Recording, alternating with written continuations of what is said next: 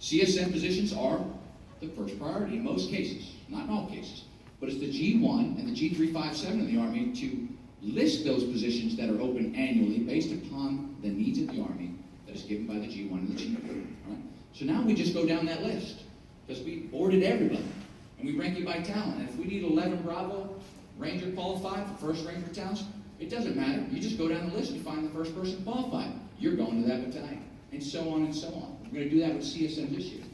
Next year, we're going to do that with all sergeant majors for all positions. And we're going to set all positions with a P cord. Every single sergeant major position in the Army. Okay? Because here's our problem. We have embarrassing promotion rates, sergeant major. Absolutely embarrassing. Okay? We've never, in the last 30 years, went over a 20% aggregate promotion for enlisted people. We are losing talent every single day because we are stagnant.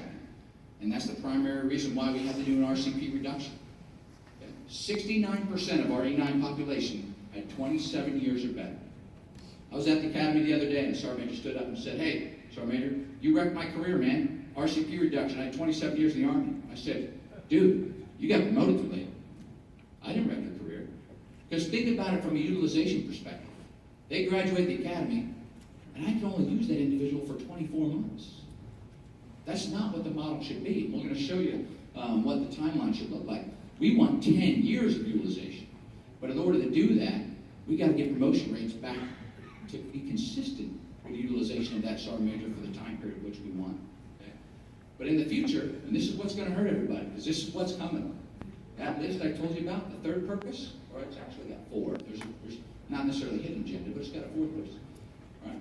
If you don't get selected for a position, you go home. Well, you heard me say it right here. It'll be on the Army Times, because I'm sure there's somebody in here tweeting right now. You go home, sergeant majors. Because what we are doing is we are stagnating our Army. We have 200 sergeants majors in the Army right now, and maybe some in this room, that are in made-up positions. Things like the DPW sergeant major. We have people right now in the Army that are serving as a DPW sergeant major. And we're not doing anything.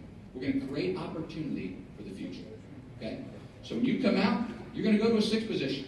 And then you get to go left or right, based upon 6th Sierra is the goal to get you. 6th Sierra is the goal. Right? If you get selected for command, then you go to 6th Charlie. You go left or right once or twice, maybe. Then you compete. 7th Sierra, compete for every sergeant major position in the Army in the future. Right? And then if you're selected for command, good for you. Go left or right.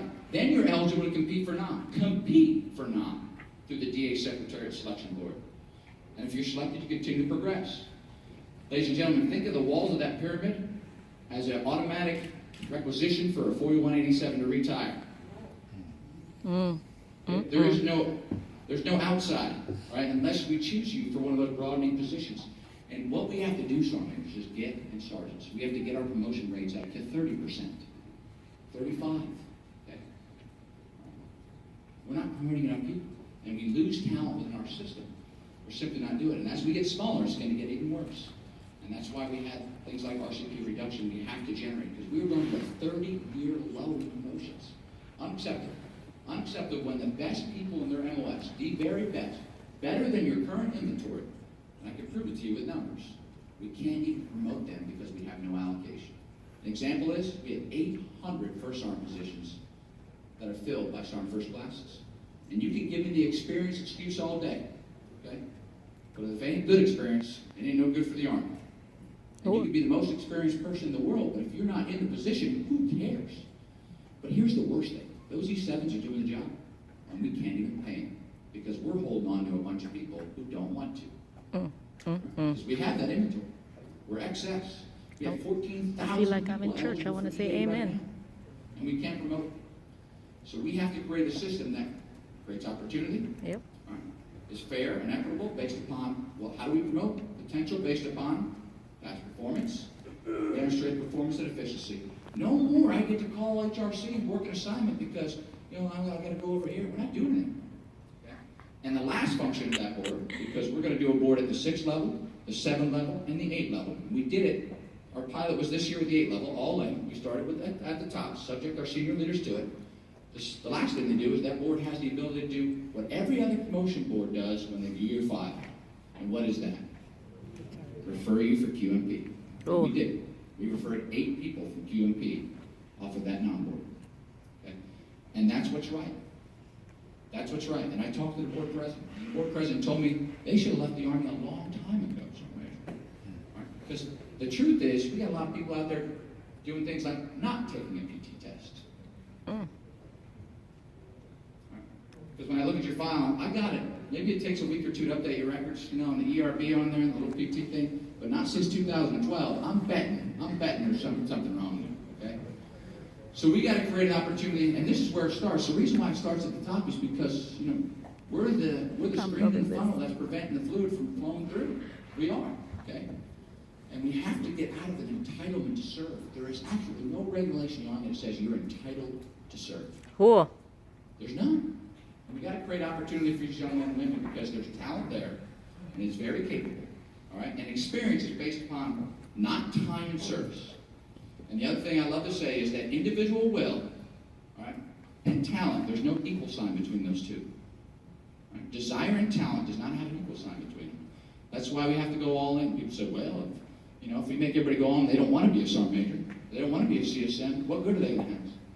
Well, I challenge that with the fact that just because you did want to be a sergeant major doesn't mean you're qualified to do it, right?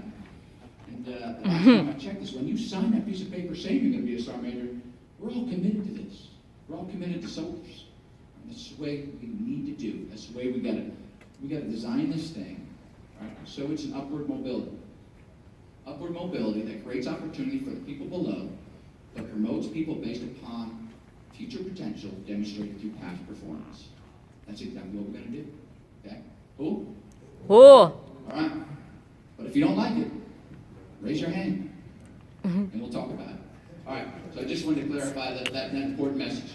So where we are right now, the non-board did that. We demonstrated its proficiency through the pilot this year. We started at the top.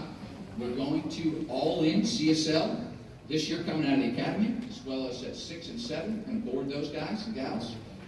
And we're going to assign CSM positions based upon needs of the Army and fully qualified. Next year, we'll transition into what I described. Okay, we've got to do a little bit more research and analysis on how we phase this in over time, like we did RCP.